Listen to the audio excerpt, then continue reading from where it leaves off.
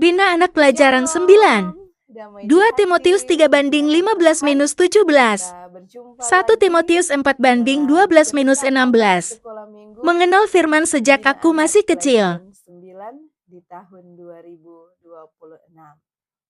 Ada dua pembacaan firman Tuhan, yaitu yang pertama 2 Timotius pasal 3 ayat 15 hingga ayat yang ke-17, dan yang kedua 1 Timotius pasal 4 ayat 12 hingga ayat yang ke-16. Dengan judul cerita kita di saat ini yaitu mengenal firman sejak aku masih kecil. Nah, anak-anak Tuhan yang Tuhan Yesus kasihi, sebelum kita masuk dalam cerita, mari kita sama-sama belajar ayat Alkitab dalam ayat hafalan 1 Timotius pasal 4 ayat 12. Mari sama-sama kita membaca firman ini 1 Timotius pasal 4 ayat 12.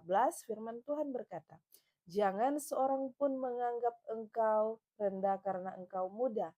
Jadilah teladan bagi orang-orang percaya dalam perkataanmu, dalam tingkah lakumu, dalam kasihmu, dalam kesetiaanmu, dan dalam kesucianmu." 1 Timotius pasal 4 ayat 12. Sekali lagi mari kita baca secara bersama-sama dalam ayat hafalan ini 1 Timotius pasal 4 ayat 12. Jangan seorang pun menganggap engkau rendah karena engkau muda. Jadilah teladan bagi orang yang percaya dalam perkataanmu, dalam tingkah lakumu, dalam kasihmu, dalam kesetiaanmu, dan dalam kesucianmu. 1 Timotius pasal 4 ayat 12. Firman Tuhan di saat ini kita berjumpa dalam pelajaran Bina Anak di pelajaran 9 dengan judul Mengenal Firman Sejak Aku Masih Kecil.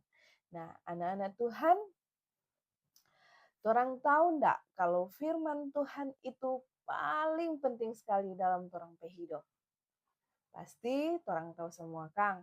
Dalam Alkitab di 2 Timotius pasal 3 ayat 15 hingga yang ke-17 bilang kalau dari kecil Timotius so kenal kitab suci. Artinya dari dia masih anak-anak sampai dia sudah besar, dia belajar firman Tuhan.